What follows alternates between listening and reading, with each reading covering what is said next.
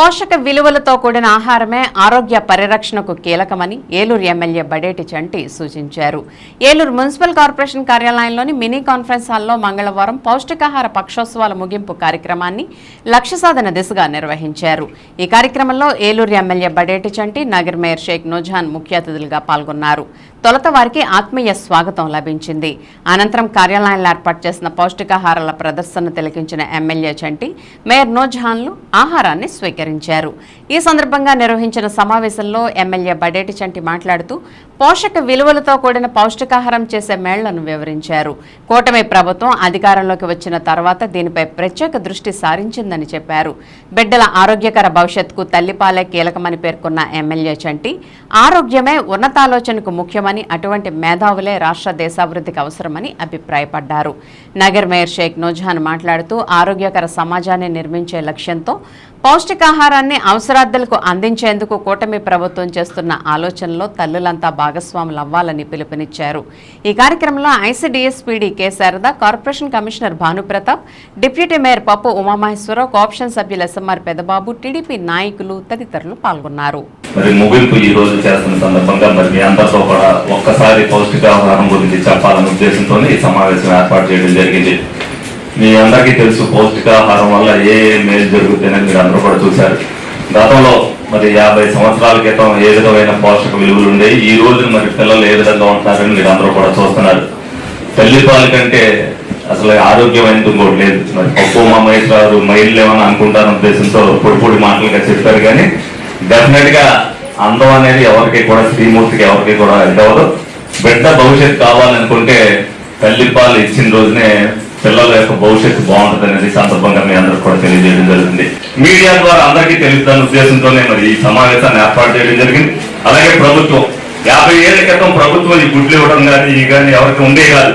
ఈ రోజున ప్రభుత్వమే ఆ సహకారం అందిస్తున్నప్పుడు దాన్ని వినియోగించుకుని డెఫినెట్ గా పిల్లల భవిష్యత్తు కోసం, పిల్లల ఆరోగ్యం కోసం మీరందరూ కూడా దానికి సహకరించాలని మనస్ఫూర్తిగా కోరుకుంటూ సెలవు తీసుకుంటాం.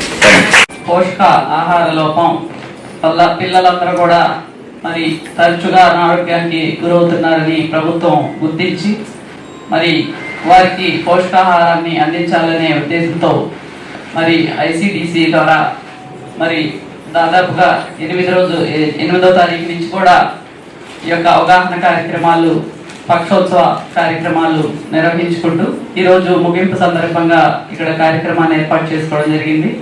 మరి వీటి దగ్గర అయితే మీరందరూ కూడా సరిగ్గా పోషకాహారం తీసుకోవాలనే ఉద్దేశంతో ప్రభుత్వం మరి ఒక పూట మరి అందరికీ కూడా పోషకాహారాన్ని అందించేటువంటి కార్యక్రమాన్ని చేపట్టడం జరిగింది.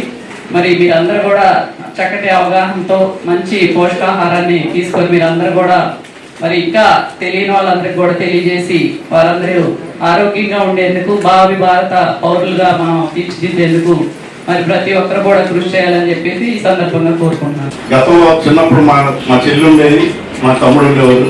మా అమ్మగారు ఎప్పుడైనా బయటకు వెళ్తే ఆ చిన్నప్పుడు అప్పుడు పక్కింటి అమ్మ వచ్చి పాలు ఇచ్చేసేవారు వీళ్ళు ఏడుస్తుంటే. అట్లాగే వాళ్ళు బయటకు వెళ్తే మా అమ్మగారు వాళ్ళకి పాలు ఇచ్చేసేవారు. ఇప్పుడు రోజుల్లో ఎవరో ఆడవాళ్ళకి వాళ్ళ బిడ్డలకే వాళ్ళు పాలు ఇవ్వడానికే చాలా బాధగా ఉంది. అంటే అది ఊరికి నేను వచ్చేస్తాను. ఇప్పుడు మీ అందరికీ తెలిసిందే, ఆ రోజుకి ఈ రోజుకి ఇప్పుడు ఏంటంటే ఏదో ఆరోగ్యం చెడిపోతానో లేకపోతే అన్నం తగ్గిపోతున్నానో ఇట్లాంటివన్నీ ఉన్నాయి. మీరు ముందుగా వారికి ఆ అవగాహన కల్పిస్తే మంచిదని నేను ఈ సభను తెలియపరుస్తున్నాను. ఈ అవకాశం ఇస్తున్నాను. 1000 రోజుల సంరక్షణ ఫస్ట్ పాయింట్ 1000 days కేర్. అంటే ఈ 1000 days కేర్ అనేది ప్రెగ్నెన్సీ మొదలుకొని బిడ్డకి 2 సంవత్సరాలు వచ్చే కాలాన్ని 1000 days కేర్ అంటారు.